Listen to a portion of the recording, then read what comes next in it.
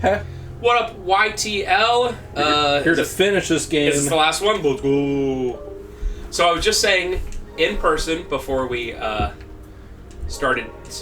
record, I said, have you seen that Final Fantasy Magic the Gathering set? It's literally the best-selling Magic set of all time. Of all, 30 years that Magic's been around, it's, the best-selling.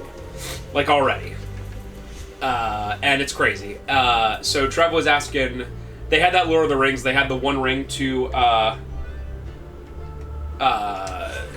roll a ball, and someone pulled it, and then they sold it to Post Malone, literally, the rapper Post Malone. This one has I don't know why, 77 gold cards that are individually numbered. I guess they Final Fantasy 7 or whatever.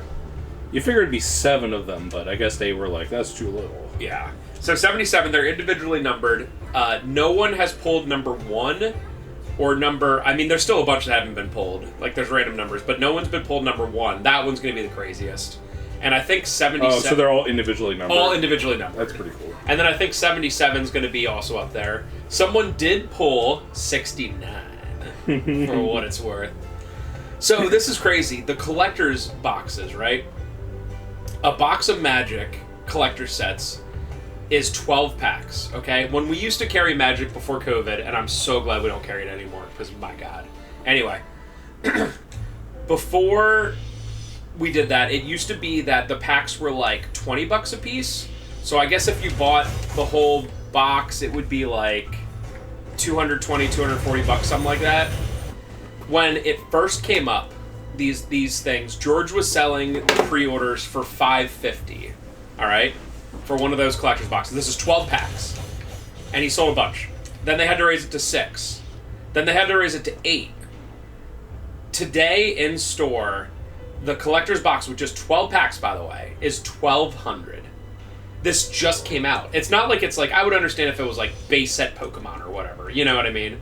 This is literally the sealed collector's box is $1,200, and it's not them gouging. They literally sold one for $1,200. So it's selling for that.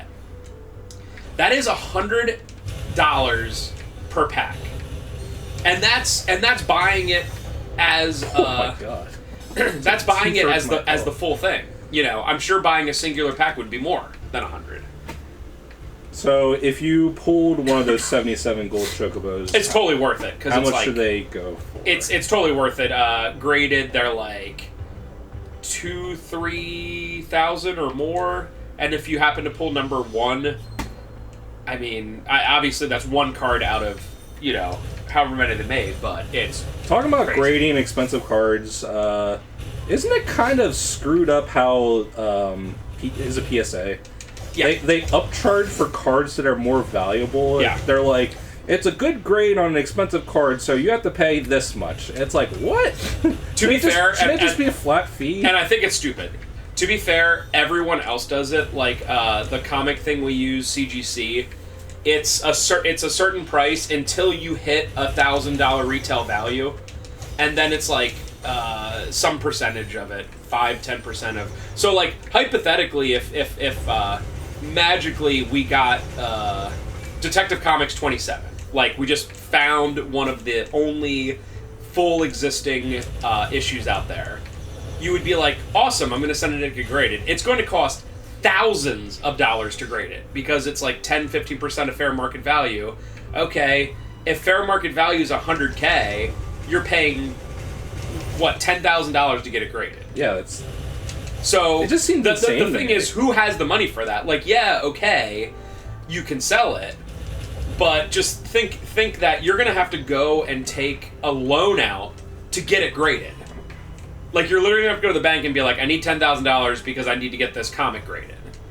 And, of course, after you sell it, you're probably going to have to sell it through, and I don't want to make it seem like you're not getting any money, but you're probably going to have to sell it through a huge auction site, which takes 15%, right? So, and I'm not saying it's not life-changing money, because it is, but, automatically you're going to have to take out a bank loan and then essentially pay all this money to whoever sells it and all the fees and all that kind of stuff. So... it's pretty crazy. They literally say more money, more problems, and sometimes that is the case. Not that no one would say no to a literal copy of Detective Comics 27 or Action Comics #1, you know. You deal with it, but like imagine going to a bank and being like, I need to apply for a loan. And they're like, yes, sir, what's it for? I need to grade a comic. I guess you could just say it's a personal loan or whatever, but yeah, it's crazy. It's crazy. So actually, George is sending out a bunch of over COVID, I bought a bunch of Pokemon cards with George. The only thing I care about is the Wizards of the Coast run. Before they became the Pokemon Company, because I'm based, and that's the older cards. I think it's 99 through like 04 or 05, and that's when the Pokemon Company took over. I think they stopped right when they were doing those e-reader cards. I think you're correct. And that might even be 03. So I only focus on, they call it WotC, Wizards of the Coast. And George has to send a bunch of those cards in. They've literally been sitting in a store for like 3 or 4 years ready to ship. And he was like, they might upcharge for some of these. And I was like, that's fine. It's not like there's a first edition Charizard in it or anything, but there's good cards. But that's something we have to keep in mind. Like, it's like $20 to $50 per card. Plus, they could upcharge depending on, you know, what it is. So, very interesting. PSA, in my opinion, is still the best it just seems like they're grader for that, but it's like they aren't. Well, they are kind of manipulating the market because they're charging so much to have these cards graded in the first place that if you charge $10,000 on a $100,000 card to grade it, the person who's selling it isn't going to settle for anything less than $10,000. right. I don't know. It seems very like on the line of being like, as a video game store, we have a problem with a company. What are they called? WADA? WADA, Where yeah. they basically do the same thing, where they make deals with people. It's like, it's been documented a lot. Where they will like make deals, be like, we're gonna make this like a big deal, like Mario Brothers 1, black box sealed. We're gonna make this like a 9.8 out of 10, sell for $500,000. And it almost seems like PSA is like on the cusp of doing that, but in a way that makes it seem less bad. I don't know. No, I definitely agree, and so.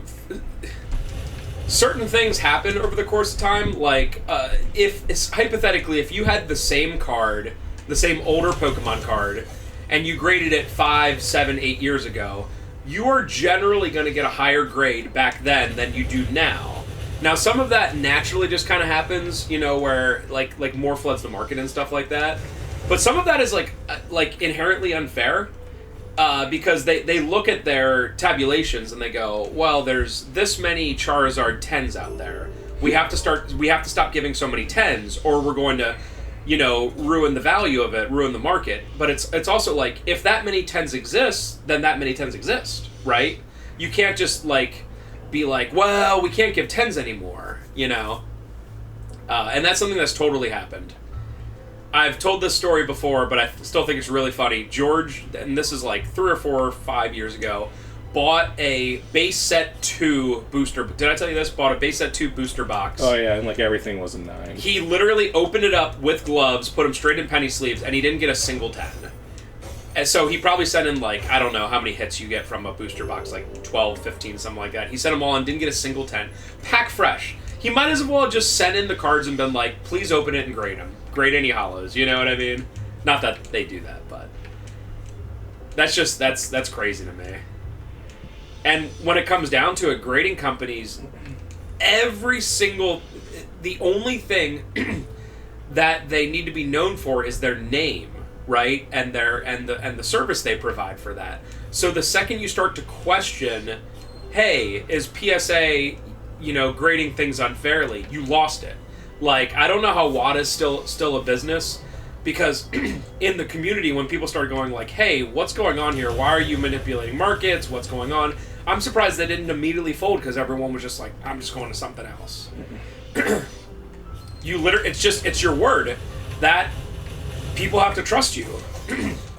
It's just like a CGC, the company, that's my premier company to do comics. There are other choices out there, but I would never send anything besides CGC. Because they're the comic guys. They're also trying to really get into trading cards. And whenever I see CGC graded trading cards, they just command way less, because people might buy them just to be like, I'm going to send it to PSA or Beckett. For cards, it's PSA and Beckett. Those are the two big ones. The thing I like about Beckett is they have, they grade on 4 different things. It's not just an overall, like, 9, 10, whatever. So it's, like, centering, the edges, I don't know the other 2. So you can get something called a, black, it's either a black star or a black border. Yeah, it has to be 10s on all 4s. No, so that's gold, I think. Oh, okay. If it's 10s on all 4s, which is unbelievably rare. And then the black border is if you have like 2 10s and 2 9.5s or whatever. So I do like that. I think that's cool. But yeah, anyway, so the Pokemon thing, like, because I was like, George was like, check out what we're selling these for.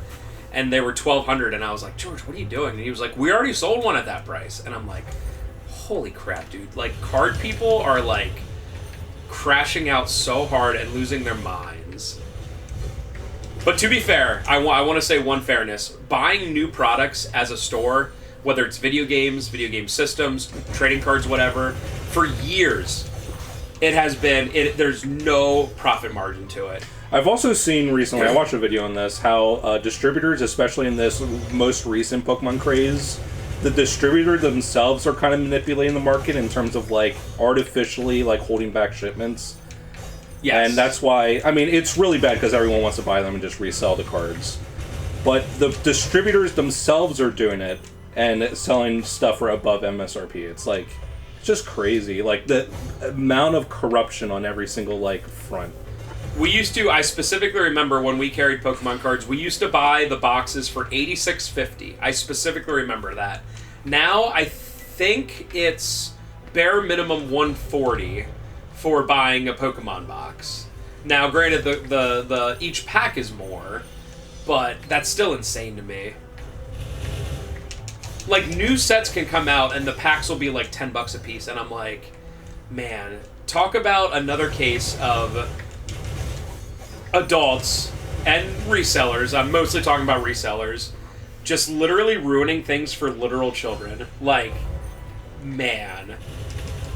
Because it used to be fun, like, Ferris would, like, you could get an Elite Trainer box for $40 and it has 10 packs in it and a bunch of other minor bonuses in it.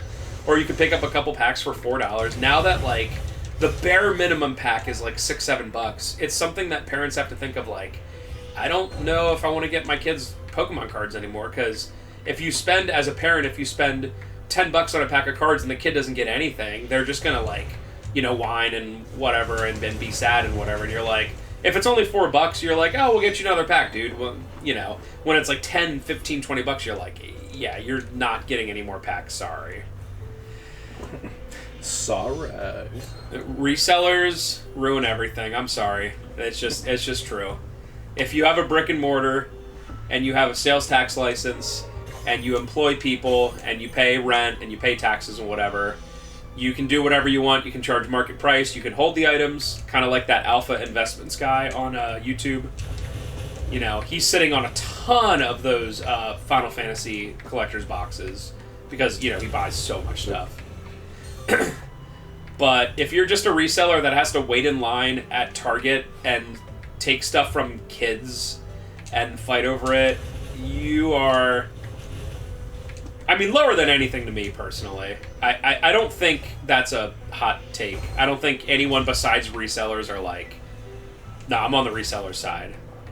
No. Like, we're at that point, right? Like, no one's going to be like, no, think of them. This is their job. Even resellers hate other resellers because they're, encroaching in on their yeah. stuff. That's true. Resellers hope that there's no other resellers and it's just them, and it's like, nope, there is not.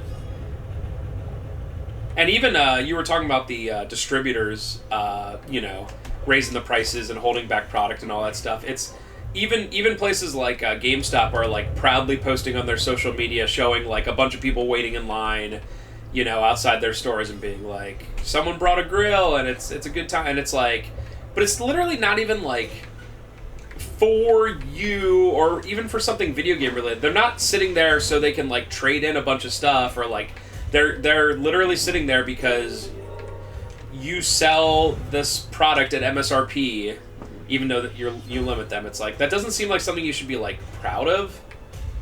Like, that would be like if we were like, hey, we're taking pre-orders on Switch 2, you know, for the second run, and I came in and there was like 20 people waiting in line, I wouldn't be like, let me send a picture in because I'm proud of this. It's like, they're not necessarily here for me or the store, they're here because we have Switch 2. Yeah. You know what I mean? Like, they would go to Big Lots if they had Switch 2s. You know what I mean? Like, it has nothing to do. It's the hot item. I mean, if, like, Wise had Switch 2s, they'd be like, go to Wise, standing in line. So, anyway, that's my rant on that. The final... All I wanted, I was like, you know, it'd be really cool to get some of those Final Fantasy cards, maybe get, like, a Cloud and a Sephi and whatever. Nope. Maybe a Squall. No fun allowed. No fun allowed. Because I was, like, even, like, thinking, like, I might get a box and just open them with Ferris and give George the bulk, because I don't care about Magic, and if I get a hit or two, cool. But literally no fun allowed. Not even your... I'm not even a card person, and I can't even just be like, oh, let me join in for this one. Nope. This is why we can't have nice things.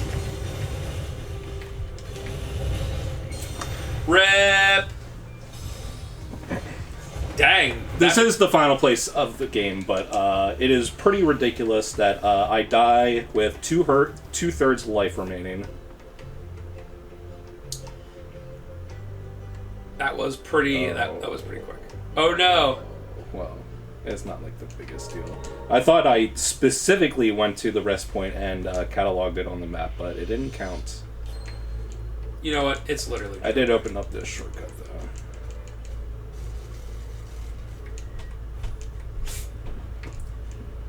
I love, my favorite subreddit, it's not even close as GameStop, because it's like, it's all, like, employees just, like, you know, like, complaining about their job and whatever, and, like, I actually think that's, you know, fairly therapeutic to, like, be able to be like, hey, does anyone else have this? And, like, literally every single day, it's like, I hate Pokemon fans, I hate them so much, I hate card fans, I hate resellers, and I'm like, good. Yeah, Pokemon is especially bad because, like, the resellers are obviously really annoying, but the actual Pokemon fans themselves are also insufferable. You can't win. Nope. That's why, based me, I only care about Gen 1 stuff. I actually just showed Trevor, from a customer today, I bought a sealed box of those Topps 1999 Gen 1 Pokemon cards.